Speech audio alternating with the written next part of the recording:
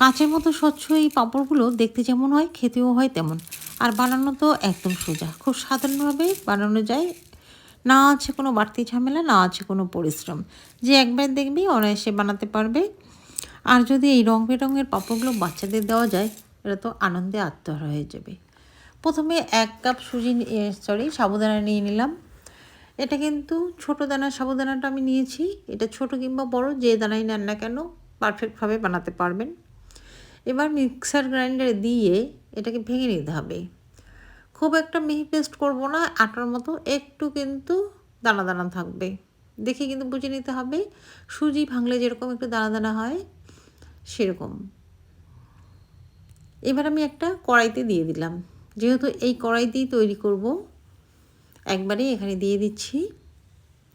প্রথমে আমি ওই মেজারিং কাপ দিয়ে 1 কাপ জল দিয়ে দিচ্ছি। প্রথমে কিন্তু খুব একটা বেশি জল দেবেন না, প্রথমে ভালো করে মেখে নিতে হবে, এতে করে একটু নরম হয়ে যাবে। জলটা কিন্তু টেনে যাচ্ছে, দেখুন শক্ত হয়ে যাচ্ছে। তারপরেও আমি আবারও জল দেব। এইভাবে আমি 6 কাপ জল দেব। যে বাটি বা কাপ দিয়ে নেবেন সেই কাপ দিয়ে 6 কাপ জল দেবেন, মানে সাবুদানার 6 গুণ জল দেবেন, তাহলে কিন্তু পারফেক্টভাবে তৈরি হবে। আমি কিন্তু একে একে 6 কাপ জল দিয়ে দিলাম। এখনও কিন্তু আমি গ্যাসটা অন করে দিইনি। ভালো করে নেড়ে চেড়ে মিক্সড করে তারপরে কিন্তু আমি গ্যাসটা অন করে দেব। ভালো করে দেওয়া হয়ে গেল। এবার স্বাদ মতো লবণ দেব। এটা কিন্তু অনেকটাই জল আছে, কিন্তু রান্না করার পরে অনেকটাই কমে যাবে, সেই হিসেবে কিন্তু লবণটা দিতে হবে। এবার গ্যাসের ফ্লেমটা অন করে দিলাম, গ্যাসটা জ্বালিয়ে দিলাম। জ্বালিয়ে দেওয়ার পর হাই হিটে এটাকে আমি 10 থেকে 12 মিনিট রান্না করে নেব।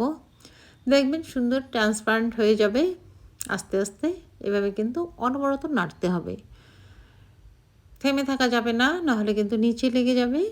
এইভাবে দেখবেন খুব সুন্দর কাচের মতো স্বচ্ছ হয়ে যাবে একটা সময়।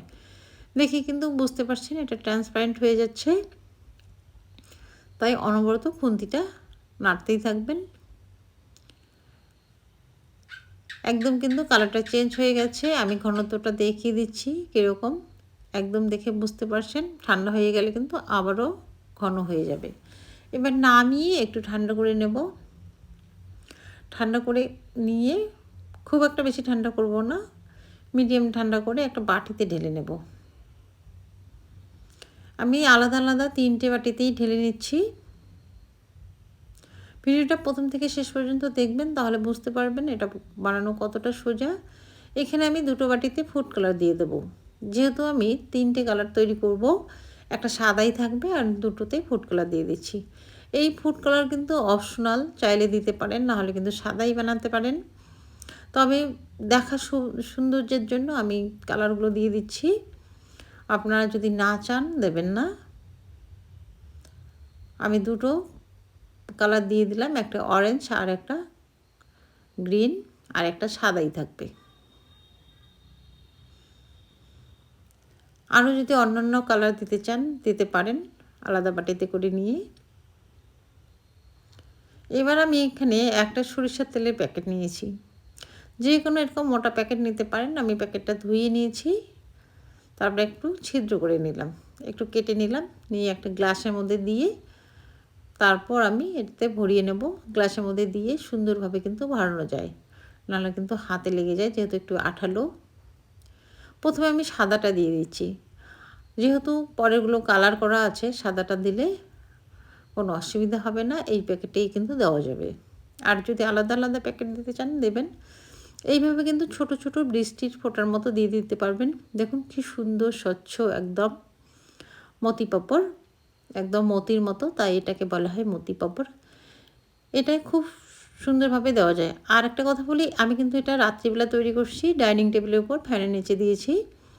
এটা আমি ডাইনিং টেবিলের উপর দিয়ে দিচ্ছি। আপনারা চাইলেই কিন্তু রৌদ্রের মধ্যে একটা প্লাস্টিক পেরে দিতে পারেন। যেহেতু আমি রাত্রে করছি, তাই ডাইনিং টেবিলের উপর আপাতত ফ্যান চালিয়ে দেব, তারপরে পরের দিন আমি সকালে রৌদ্রে দেব। সবগুলো কালারে এইভাবে একটা একটা করে দেব, দেখতেও সুন্দর লাগবে। আর এটা বানাতে কিন্তু খুবই সোজা। শুধু একটু একটু ফোঁটা ফোঁটা করে দিলেই হয়ে যাবে। আশা করছি ভালো লাগবে। ভালো লাগলে একটা লাইক দিয়ে কমেন্ট করে জানাবেন। আর নিজেরা তৈরি করলে কমেন্টে জানাবেন কেমন হয়েছে।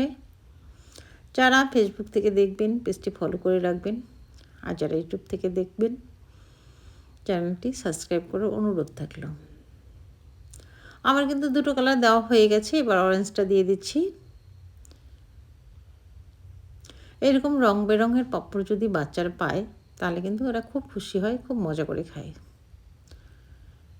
আমি এটা ওভারনাইট ফ্যানের নিচে রাখবো, তাতে করে একদম শুকিয়ে যাবে। হালকা একটু রোদ্রে দিলে কিন্তু হয়ে যাবে। দেখে বুঝতে পারছেন এটা কতটা সুন্দর লাগছে। আমি সকাল উঠেই কিন্তু এটাকে রোদ্রে দিয়ে দেব। আমি এটা 3 থেকে 4 ঘন্টা রোদে দিয়েছি, খুব একটা বেশি রোদ ছিল না।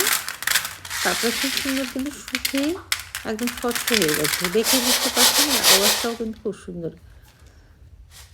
এবার আমি একটু ভেজে দেখাচ্ছি কতটা ফুলকো হয়েছে, একদম মুচমুচে আর দেখতে কতটা সুন্দর ট্রাই কালার। এটা ভাতের সঙ্গে খেতে পারেন, মুড়ির সঙ্গে এমনিও খেতে পারেন, খুব ভালো লাগবে। চায়ের সঙ্গে যেমনভাবেই খান না কেন খুব ভালো লাগে। এটা নিরামিষ দিনেও খেতে পারবেন, যেহেতু সাবুর পাঁপড়।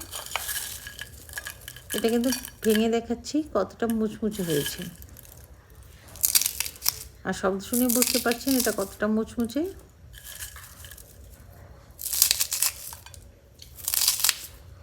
আজ এ পর্যন্তই, দেখা হবে অন্য আরেকটি নতুন রেসিপিতে। ভালো থাকবেন, সুস্থ থাকবেন, ধন্যবাদ।